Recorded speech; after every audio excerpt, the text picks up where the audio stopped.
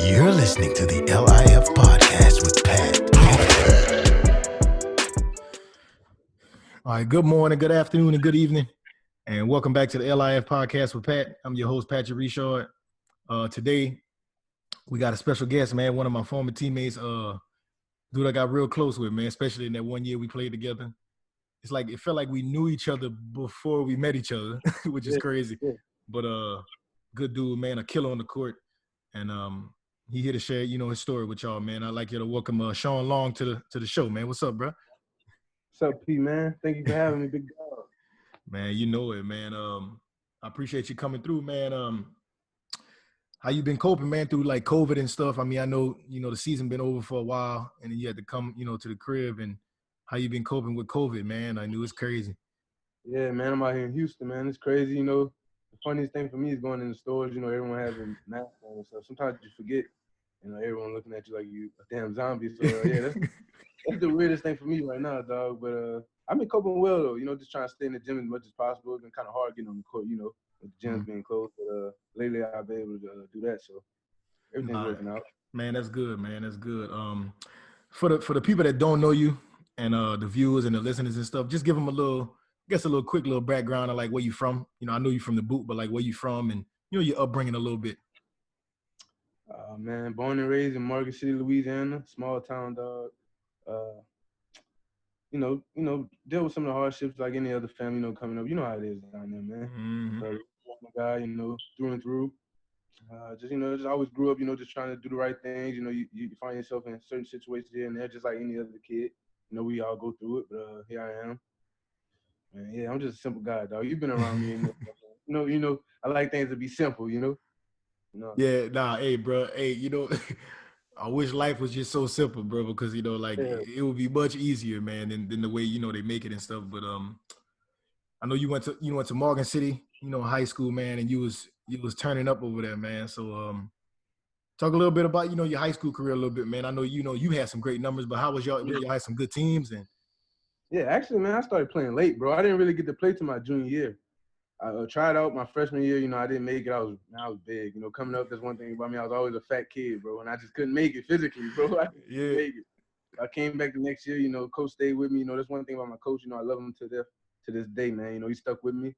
I didn't have a father coming up. My father died when I was young, so during that point in my life, he was kind of like a father figure for me. So he looked out for me, stuck with me. I came back my sophomore year and made the team, and then unfortunately, I got hurt, so I didn't get to play.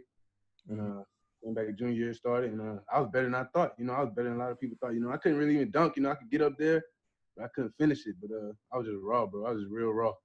Just playing street ball is all I really knew. So when I got into organized ball my junior year, I think that's when my love for the game really took it to another level. Yeah, man. It's a blessing to have somebody. You know what I'm saying? Because your dad passed when you were so young.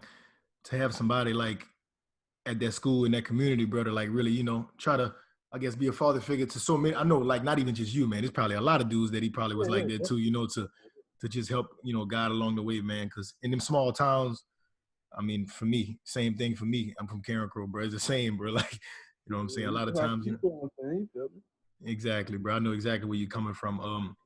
So you pretty much was dominating, man, and then you end up signing to go to Mississippi State. But how did that like with your recruitment, man? Talk a little bit about that, like why you chose there, and if you could have gone somewhere else, maybe at the time, like you might have thought maybe something else or what, how they went. Man, it was crazy. Like I told you, I didn't start playing till my junior year. So I didn't really have a sense of like really how good I was. I hear people talking, but I didn't think I would go to college and play basketball. It never crossed my mind until like maybe the end of my senior year when I was like, this is really a reality. I could go play ball somewhere. So to be honest, I just picked the biggest school, I'm saying, I'm being honest. I come from a small town, I never been anywhere, bro. I'm like, I'm picking the biggest school because that's my best chance to get out of here and stay out there, knowing now, that's not necessarily the case, but I didn't know that at the time. Yeah, and then it was cool, bro. Yeah, I know you went, and what I'm saying, you ended up leaving pretty quick though, like and you ended up basically coming back home. You know what I'm saying? So how did that happen? Like you don't have to go into detail, but like how did that happen? With coming back to the crib. I feel like looking back on it, I feel like I was just too young to be that far away from home. Not having that kind of experience, man. I hadn't been away from home as much as I need to. take on that, and I think it was a big culture shock for me. And I didn't think I dealt with it the best at the best time, but I learned from it, grew, came back home, became the best player I could be. I'm in a great spot today. So you know, Yeah, it's a shoe, a blessing, man. I mean, you making that definitely. decision turned into something, you know what I'm saying, you probably didn't even know could even be. So you leave there, you come, to Louisiana Lafayette, and you play for Coach Bob Marlin, and I mean, shoot, y'all was successful, man. I know your junior year, y'all was real successful, but you actually came in, man, and as a freshman, you was killing from off the get. You know what I'm Yeah. saying? So how did that? You went to Mississippi State, you didn't even get to play, so you had to sit out a little bit, and then Mm-hmm. you was finally got a chance to taste, college basketball. How was that at the beginning of your career? It was actually rough at first because I got there a semester early, so I couldn't play. I had to sit out, and we wasn't sure if could I redshirt at Mississippi State, so we wasn't sure if I would be eligible. But we did a hardship thing, because my sister was sick. That's when she first had really started getting sick, and I had a son on the way. I found out about that, so they let me get eligible, so it worked out. Man, that's good, man. So you end up, like I said, you came right away. It was rough at first, but then it's like you caught on, and you get that name. I don't know if they gave you that name then, but you missed a double double now for sure. But you've been you I've been doing this. Yeah. you've been Mr. Double Double, man. So talk about that junior year, man, with special season, man. Y'all end up making it to the tourney. You know what I'm saying? You played with a great point guard that ended up, going lottery and stuff, man. How was that experience? How was that vibe? I mean, y'all it seemed like y'all team was so close and y'all ended up going to the tourney, man, for the first time. UL hadn't went in a little bit. Y'all end up going. P, like, you've been around me. Like, man, looking back on it, like being around y'all, like when we was in New Zealand, like I really like talking about that stuff. I'm still like, absorbing it. At the time, man, we kids, bro. We just doing what we love to do, hoop, man. You know what I'm saying? Trying to win. I'm not thinking like Alfred. I'm thinking this is my roommate. We eat noodles together. I'm not thinking like this NBA player. I'm not even thinking that far into it. So yeah, man, it was cool, bro. It was a cool experience looking back on it, man. We accomplished a lot. I met a lot of great people that year, and I grew a lot that year too. So. Definitely, bro. That's one thing I ain't get a chance to do, bro. So I'm a little jealous. Like I ain't get to get to the tourney. I missed out on it like 2 years, bro. But I mean, it is what it is. You know what I'm saying? But That's like our national championship. bro, like like winning the conference, especially in the mid major, man. Like, and I was watching y'all, like, bro. I'm like, I felt, because UL, like, that's my city. Yeah. Even though I didn't go there, I still always rooted for y'all when I left from McNeese. And like, bro, I'm like, I felt like I won when y'all was winning, boy. I saw y'all cut the nest down. I was happy, man. You know what I'm saying? But so after that year, y'all had all that success. Alfred ended up leaving. Like I said, he ended up going, to the league and stuff. Like the next year, you dominated. Mm-hmm. But do you feel like, in your opinion right now, should you have maybe tried to leave, or not regret, but do you think like maybe if I'd have left my junior year, I might have had a better chance of getting drafted, or maybe the next year, I mean, what you feel about that situation? I think looking back on it, I probably regret, not leaving after my sophomore year. A lot of guys had that story. I should have left here. I should have left there. You should have could have. That's how I look at it. I did what I did. I stayed, and I'm happy about it. I accomplished a lot in my collegiate career, man. A lot. I put up a lot of numbers. A lot of records that people probably won't touch for a while, and I'm proud of that. Some people take different paths. And that's how I look at it now. At times, you wish you would have did things differently, but just Mm-hmm. being a man and learning, it's like you live with what you got.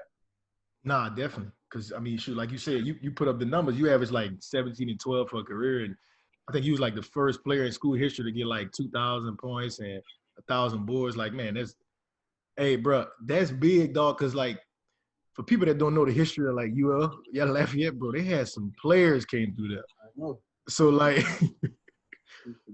that's what I'm saying, man. Like, so, Olamar, Andrew Toney, bro, like you can go down the list, man. They had Brad some great Wilson. players. Yeah, Brad, right? Shout out Brad Boy, man. But yeah, man. So like I said, man, you pretty much dominated. You won Player of the Year your last year there, and then you go, of course you're eligible for the draft and stuff. So talk a little bit about that. You went undrafted, but talk a little bit about that. I know you probably had a bunch of workouts and stuff, but like, did you feel like you was you got the chance to get drafted, or you just kind of wasn't really tripping, like, you know what I'm saying? Yeah, like my family, they thought I had a chance, so we did the whole draft party thing. But in the back of my mind, I was just focused on, just the next step, just taking it, one step at a time. So I wasn't really focused on getting drafted. By that time, I had an understanding that being drafted didn't mean everything. Mm-hmm.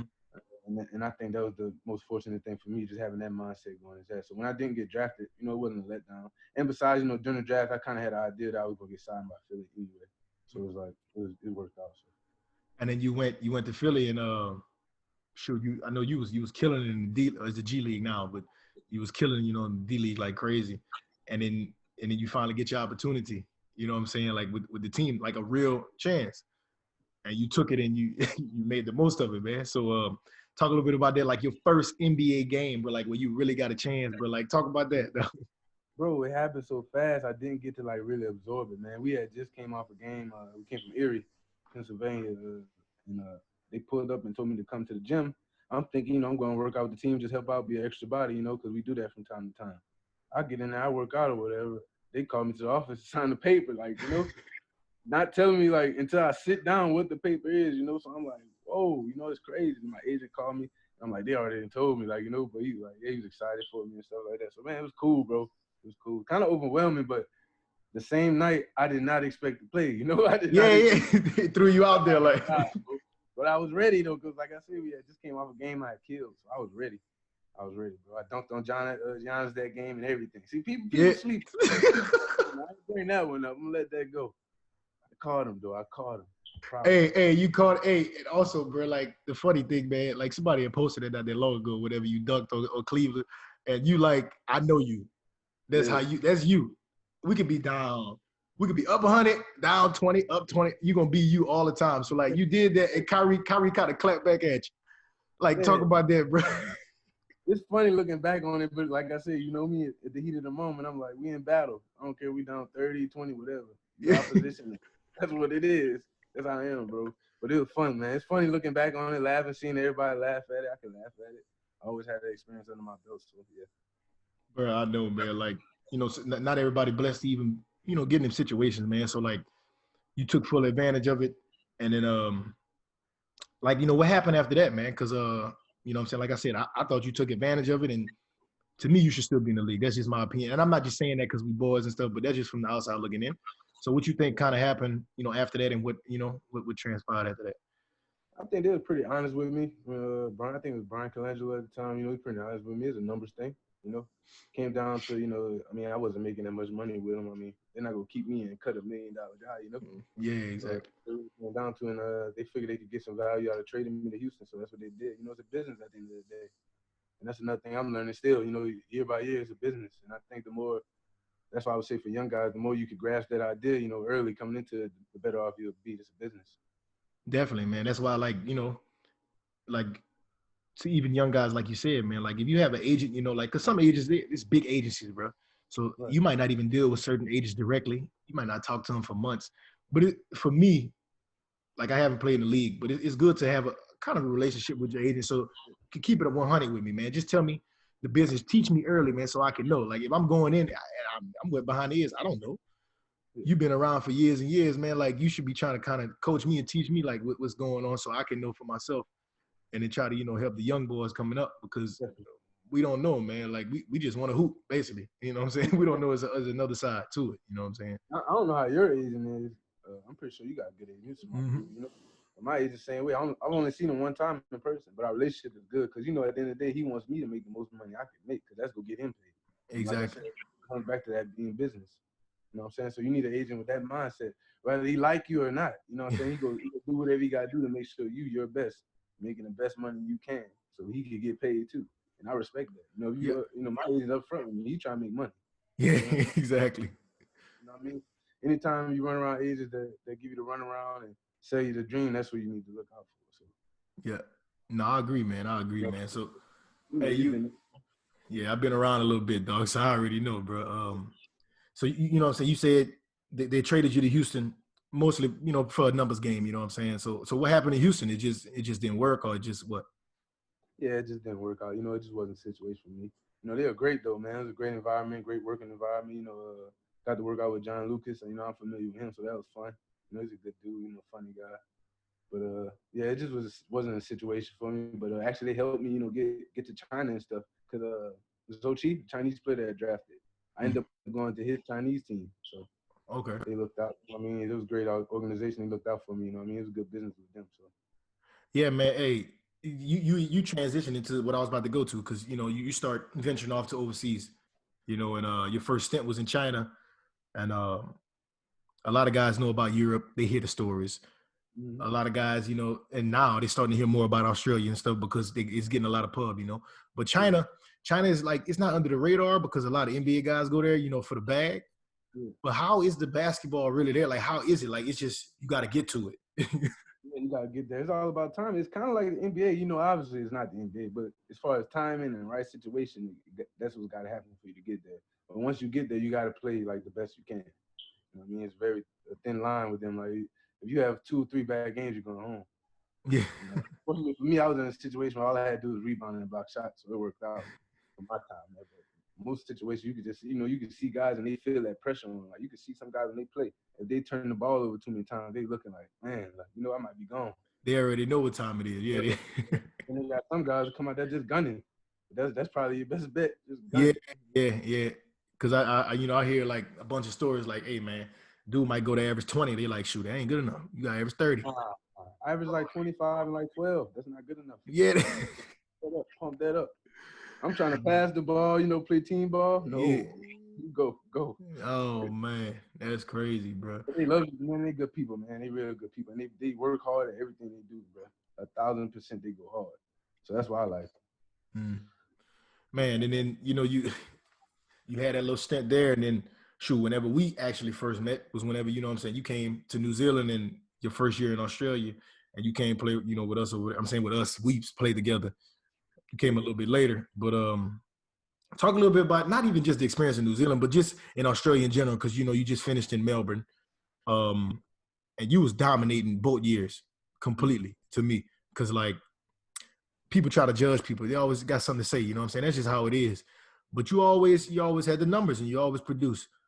But they always had something to say. So like if you got a little opinion about some stuff, man, like or just talk about your time there, man, because you dominated both seasons to me. Man, you was there in New Zealand. I thought New Zealand was love as far as the people, and the atmosphere there. I thought it was love. I thought us as a team and almost their country didn't get the respect that we deserved out of that league. The Australian league. I get it's Australian league, but I felt like they should have let that team feel more welcome. Especially with their winning tradition they had in that league. So that's my only little tidbit on that.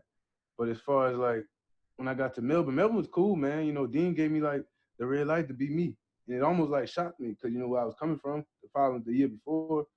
What I mean? It almost shocked me off rip. He like, just go at him. I did that. Yeah. I did that. So it's great, man. But it was great, but I had to move on, bro. Yeah. It's a different. It's a different. You gotta be a different dude to put up with the stuff over there. It's kind of crazy. It gets Yeah, crazy. yeah. A lot of good people, but a lot of different kind of people too.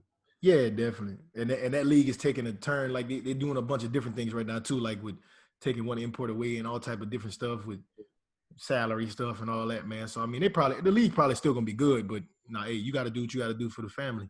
So Right. that's really what it's all about. So now, man, like what's the state you in now, man? What you got going now? I know you home, but what you got going? I'm just out here in Houston training back and forth in Louisiana. Seeing the fam. Just trying to stay healthy. Sign the career. I leave end of August. If everything goes right, you know what I mean? God say the same, it should be okay. I head out there at the end of August and take it from there, bro. Man, Back at it. that's what Back it at is, bro. Back at it, man. We got you only Boot up. 26. You boot up. You know what time it is, I'm ready, dog. man. I'm so ready, dog. I'm feeling. You know what time it is, man. So like, hey, I wish you the best when you go there too, man. And hey, all I can say is just be yourself, dog. Like you know what it is, bro. Just be yourself and dominate. That's pretty much all it is. That's pretty much all it is, bro. Hold on, let's see. So I'm gonna go into something, man. Just a little question right here. We can finish off with this just to have fun with it. So your top 5 players right now in the league. What you think? From 5 being You the going least. position No, it or could just just be it could just be 5. Just your top 5, man. What you got? one's a 2 KD, 3 AD, 4, Greek Freak, and 5, I'm going with James. James. Hey, But it depends on what we talking though. We were talking about overall, that's my list. But if you want to go for the assassin list, James number 1. James number 1, Pete. James that's assassin, bro. That's a real assassin. Do you remember, bro? I don't know if you remember, dog. We was in Adelaide when we played together, and we watched the game before we was about to play Adelaide.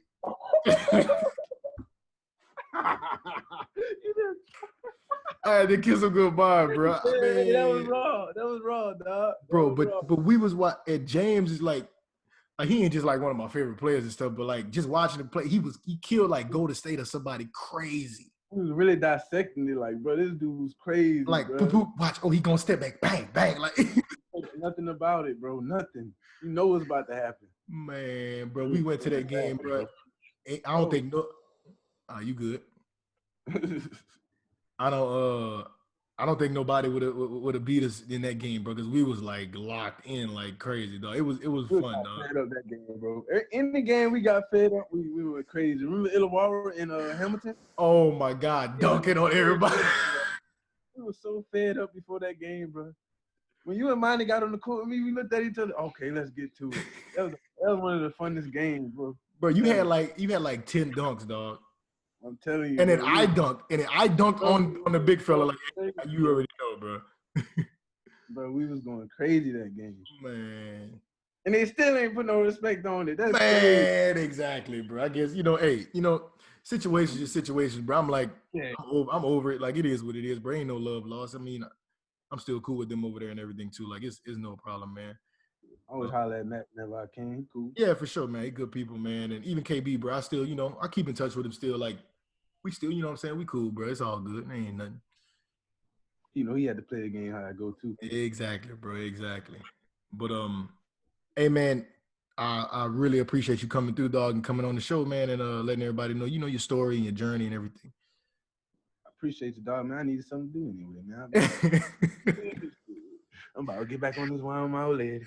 Hey, bro. Hey, so hey, at the end of the show, I always got this little saying. I just be like, let it fly, baby. And then that's how we rock out. So give me a let it fly, dog. Let it fly, baby. All right, bro. Appreciate you, man. All right, All right, babe. You're listening to the L.I.F. podcast with Pat.